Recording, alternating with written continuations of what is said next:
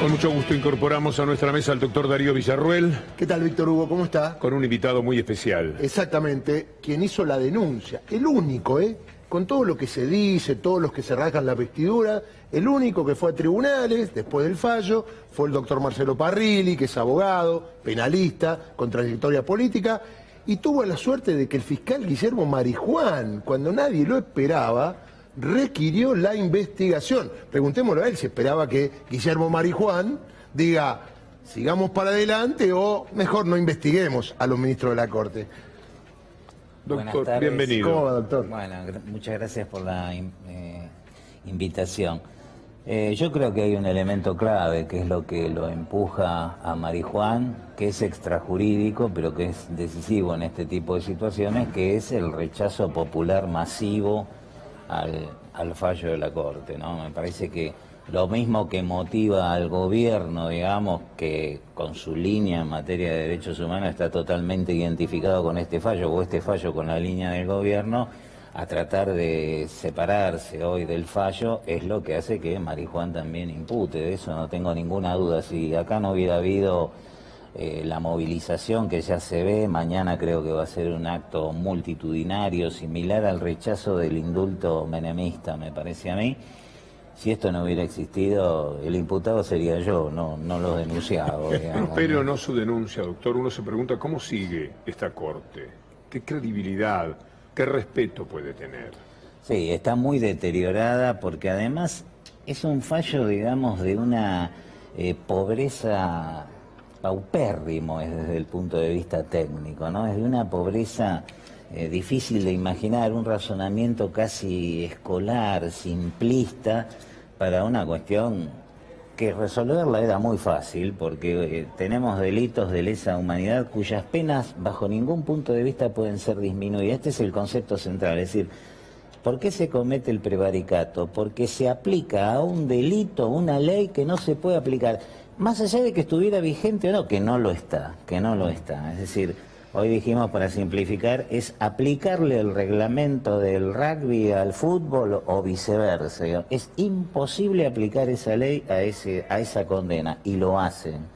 Y lo hacen a sabiendas, porque ellos describen incluso el delito, que es de lesa humanidad, que no se puede amnistiar, no se puede indultar, no se puede conmutar la pena, pero eligen una ley que era de simple contabilidad de plazo de la prisión preventiva para detenidos comunes, hecha para lograr, digamos, un poquito combatir la superpoblación carcelaria en un determinado momento, que además no estaba ni vigente cuando se cometió el delito, cuando se detuvo a la persona, cuando se la juzgó, cuando se la condenó y cuando ellos tuvieron que resolver. Si dijéramos, olvidémonos que es un delito de lesa humanidad, cosa que obviamente no se puede hacer, y dijéramos, se trata de un caso común, tampoco se podría aplicar la ley. Eso es lo que me decían algunos fiscales, que si aparece alguien que estaba prófugo por otras causas y que no estuvo en prisión preventiva en ese momento, no se le puede aplicar. Permítanme presentar un informe, esos informes de los que estamos siempre tan orgullosos en nuestro programa, como presentación del tema, para resumir además todo lo que ha sucedido y que motivó finalmente la denuncia del doctor Marcelo Parrilli. El juicio ha terminado.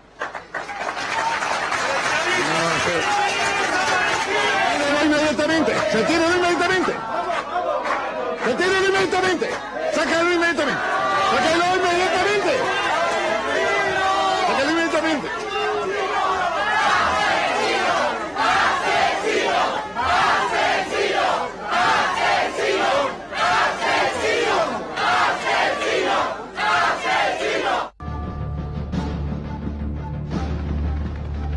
El fiscal Guillermo Marijuán pidió imputar a 3 jueces de la Corte por haber concedido el 2x1 por un delito de lesa humanidad. Dispuso el fiscal Guillermo Marijuán al impulsar la investigación por la denuncia que había hecho el abogado y ex legislador Marcelo Parrilli.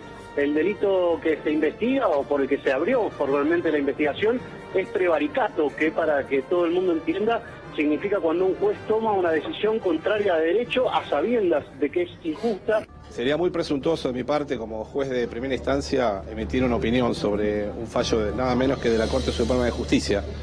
pero nosotros tenemos que seguir trabajando con el mismo ahínco y con la misma determinación. Nuestra posición es clara. Los delitos de lesa humanidad deben ser tratados como delitos de lesa humanidad y no como delitos comunes. Que los que están detenidos por estos delitos gozaron prácticamente de 30 y pico de años de impunidad. Había punto final, obediencia debida, indultos.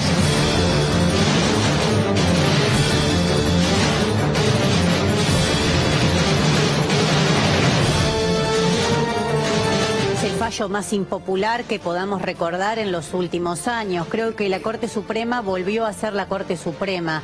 Si en algún momento tuvo que ayornar sus sentencias después de lo que fue el enorme repudio popular, se acordarán ustedes en el año 2001, 2002, la cantidad de movilizaciones que había a la Suprema Corte donde se le cantaba que se vayan todos, evidentemente, a medida que han pasado los años, la Corte vuelve a ser la misma Corte de siempre, una Corte que venía de una etapa menemista, de una etapa donde siempre avaló las peores medidas contra el pueblo. El fallo es realmente un horror de todo punto de vista, muy grave, es un retroceso enorme en todo lo que se ha avanzado en la Argentina en materia de defensa de derechos humanos, de los juicios de la verdad. Las estadísticas que recién mostrabas, me parece que es un gran retroceso y me parece que de alguna manera que haya manifestaciones al respecto está muy bien, más allá de la independencia de la justicia, creo que hay muchos mecanismos para, además de eso, poder manifestarse o tratar de ver qué se hace con un fallo como este. Esto no tiene que ser tomado como una bandera de política partidaria, pero eso no significa no hacer críticas. Este fallo no sería posible en otro contexto.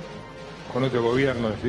Este fallo no sería posible, no sé si con otro gobierno, con otro presidente que no sea un presidente que cuando asume se estrena diciendo que no sabe cuál es el número de los desaparecidos. Muchas víctimas, y las víctimas tienen derecho a saber qué pasó con sus familiares. Esa guerra sucia no pasa por un número. ¿Fueron 30.000? No tengo idea. En la Argentina no hubo 30.000 desaparecidos. Bueno, ¿quiénes son los que podrían quedar en libertad o al menos, de alguna manera, ser susceptibles de que se les aplique este beneficio del 2x1? Bueno, uno es Christian von Bernitz. Von Bernitz, bueno, hay un montón de gente que declara que él asistía religiosamente a los que torturaban y les decían, esto lo estás haciendo por la patria, por Dios.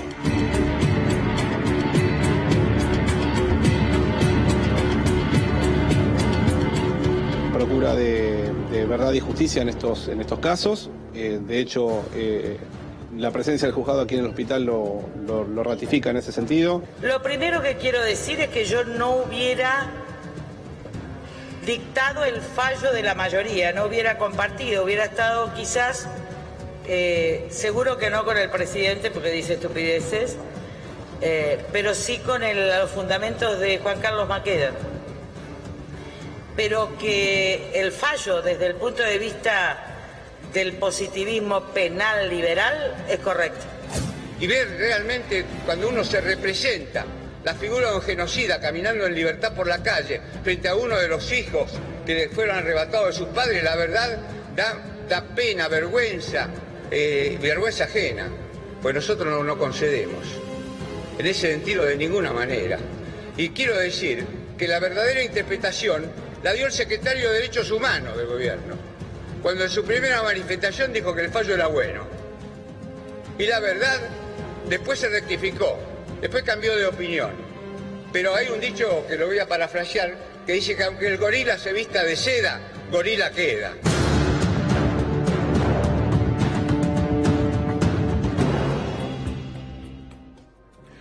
La historia es sencilla. En realidad me parece, doctor, que para un jurista el tema resulta hasta fácil, de la manera que usted mismo lo ha planteado.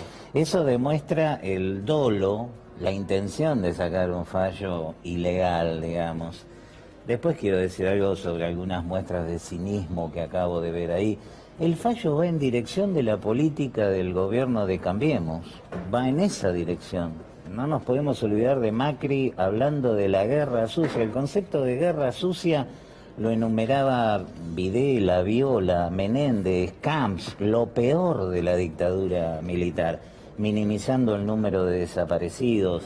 El secretario de Derechos Humanos, Abruj, liquidando la Secretaría de Derechos Humanos, retirando a la Secretaría de Derechos Humanos de todos los juicios donde era querellante durante el gobierno anterior.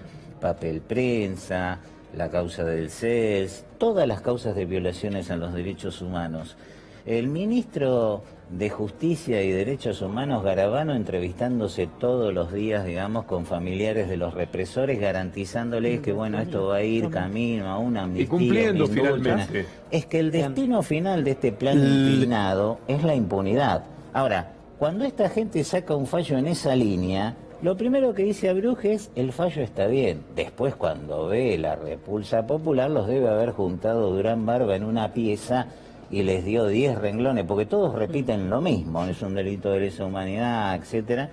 Bueno, esto es una muestra de cinismo. Su política es la impunidad y quedó desnuda a partir del fallo de la Corte. Doctor, ¿qué piensa de lo que dijo Elisa Carrió? Acá le noté un fallo del positivismo penal liberal. Vamos a aclarar que Elisa Carrió nunca ejerció el derecho penal, no es penalista, que yo sepa, y no sé de dónde sacó esto del positivismo penal liberal en un caso donde ya explicó el doctor Parrilli, no se aplica la ley porque no existía y además son delitos de lesa humanidad, que me parece que este concepto es tan viejo que es antecesor del tema de los delitos de lesa humanidad, ¿no? Sí, pero además si vamos al positivismo penal tampoco hay que aplicarla, digamos. Más que nada, porque se ve que está derogada y son, como dijimos antes, no se puede aplicar el reglamento del rugby al fútbol. Son dos cosas absolutamente distintas.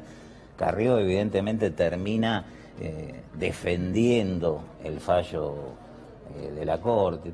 Tenemos que ver qué funcionarios tenemos. Nosotros tenemos un ministro de Justicia y Derechos Humanos que viene del FORES. El FORES es una organización de abogados absolutamente conservadores, como si yo le dijera a Martínez de Oz, Klein, Durrié, Jaime Esmar, que está condenado por delitos de lesa humanidad, fue ministro de gobierno de Ibérico Sangén, uno de los carniceros mayores de la dictadura, a quien el diario La Nación llama el doctor Esmar. Bueno, ¿qué hizo el FORES desde el 76 hasta el día de hoy? Defendió absolutamente todas las actividades de la dictadura alrededor del genocidio. Publicó un libro que se llama El Anti Nunca Más. Garabano fue director del FORES. Hoy lo tenemos de ministro de Justicia y Derechos Humanos y nos dice que está en contra de este fallo, cuando toda la vida en realidad averiguó porque ni siquiera fueron juzgados los militares, digamos. Doctor, además de este clamor popular que hace, por lo que usted estaba mencionando, modificar el discurso de muchos dirigentes del PRO, ¿cree que también puede llegar a fomentar que esta decisión de la Corte Suprema termine desechándose o reformulándose o olvidándose a partir de esta presión? Es muy grosero, ¿no? Yo creo que el fallo es nulo, además, esto es muy grosero. A ver, lo dictan 3 jueces que a esta altura fueron nombrados por Macri, digamos. Rosati, Rosenkrantz, fueron, recuerdo, Macri pretendió meterlos por la ventana, designarlos por decreto, sin que pasaran por el Senado, como si estuviera designando, no sé, jueces en el Tribunal de Pena de la AFA. Después compró todas las voluntades que hacía falta para que con enorme desvergüenza... Y presión sobre los gobernadores, que le dijeran a los senadores que los terminaran votando. Por plata, obviamente. Obviamente. Lo de Hayton es peor todavía, porque Hayton, el gobierno la presiona para que se jubile. Hace un amparo, el amparo le sale a favor, no se jubile, doctora. El gobierno no le apela la decisión. El juez Schifrin, mientras tanto, hace lo mismo. Juez de La Plata, muy identificado con la lucha de los derechos humanos cuando estuvo en la Corte Suprema de Justicia como secretario. Llega a la Corte le rechaza el amparo y lo jubiló. Lo jubiló a Schifrin y jubiló a decenas de jueces el mismo día. O sea que hay una jueza... Que si la doctora Hayton hubiera sufrido la apelación por parte del gobierno y ese expediente llegaba a la Corte la hubiera jubilado también a ella, pero el gobierno no apeló, cosa rarísima, porque usted hace un juicio de un jubilado por un reajuste de 50 pesos y el Estado se lo apela. Acá no se lo apela. Es decir, tenemos el único superior tribunal del mundo en donde uno de los integrantes del tribunal, según la doctrina del propio tribunal, tendría que estar jubilado.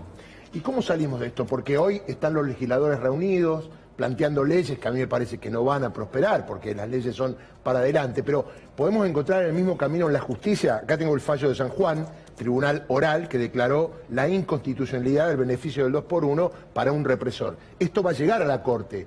El único camino es que la Corte cambie, por ejemplo, si renuncia alguno de los tres y hay que nombrar otro juez. Si renuncia alguno de los tres y se modifica la mayoría, hay que ver si mantienen el mismo criterio después de todo esto. Cuando vengan los fallos internacionales diciendo que esto es absolutamente nulo, si esta denuncia avanza y avanza algún pedido de juicio político y se tienen que ir a integrar la Corte con jueces, es decir, hay bastantes posibilidades de que esto se modifique, ¿no? Sí, en instantes vamos a ver unas encuestas demoledoras sobre lo que ha sido la opinión pública. A mí me sorprende incluso los números, porque parecería que involucra a gente de ese núcleo duro de la derecha concentrada en la República Argentina, como si ellos también hubieran reaccionado espantados. En realidad me hace menos fiable los números que vamos a ver el hecho de que no encuentre lo que tendría que haber allí, un 25, un 28 y hasta un 32%, en ese rango de personas que están de acuerdo con el fallo, porque lo han querido toda la vida, porque han acompañado desde siempre, como Macri y como cada uno de los integrantes del gobierno, lo que ahora nos va a mostrar Iván Jagroski. Pero bueno, vamos a ver el grado de credibilidad que las mismas tienen. Así es, Víctor Hugo, porque la consultora Analogías hizo un sondeo sobre el fallo del máximo tribunal. Primero, algo que es fundamental, y por eso esta pregunta me parece un disparador muy preciso. Si está o no está enterado, porque muchas veces nosotros formamos parte de lo que llamamos un microclima que ocupa temas de la agenda política que en general la gente, ese colectivo imaginario, no está al tanto. Bueno, el 74% está enterado del fallo de la Corte, el 26% no. Es decir, para hacer un redondeo para abajo, si quieren 7 de cada 10, sabe que hizo el máximo tribunal. ¿Cómo falló la Corte Suprema de Justicia de la Nación? Dice la consultora Analogías. En función de esto, vamos a ver las siguientes placas que tienen que ver con el recorrido a favor o en contra. Muy de acuerdo o de acuerdo, ¿no? Acá está desagregado. El agrupando da casi 11%. Muy de acuerdo o de acuerdo con el fallo de la Corte, es decir, con la reducción de pena para los genocidas. El 85.7%, como ustedes ven acá, en desacuerdo o muy en desacuerdo. Casi un 86%, y no sabe si está de acuerdo o en desacuerdo, casi un 4%. Pero 86% muy en desacuerdo con el fallo o en desacuerdo con el fallo de la... el componente del 24% que dice que no sabe si efectivamente no sabe. Porque el número del 10%, 11%, a mí me resulta llamativo. Digamos, nunca lo hubiera esperado. Si a mí me preguntan cuántos estaban de acuerdo, hubiera dejado reservado la cifra que ya dije, de por lo menos un 25% de gente que está de acuerdo con el fallo. Hay muchas encuestas que se han hecho en radios, sí. Ha dado casi el 89, el 90% sobre más de 1.500 personas. Está bien, depende de la radio, pero me parece que está aquello también de la opinión vergüenza, que muchas veces ocurre antes de las elecciones. La gente adivina que es o se da cuenta que es una vergüenza estar de acuerdo con este fallo. Que creo también que tiene que ver, Víctor Hugo, con y Darío y a Marcelo, a Luciana, hago extensivo el comentario a todos, el nivel de, ¿cómo decirlo?, de violencia que puede generar este fallo. ¿Se entiende? No estamos hablando de una cuestión económica, de devaluación, de represión a la protesta social. Están hablando de liberar genocidas, violadores, apropiadores de bebés. Yo creo que tiene que ver con la violencia que ha generado el fallo. Es un fallo... Y perdón por el adjetivo, yo no suelo hacerlo, pero me parece fundamentalmente violento. Y esta es la imagen de la Corte Suprema.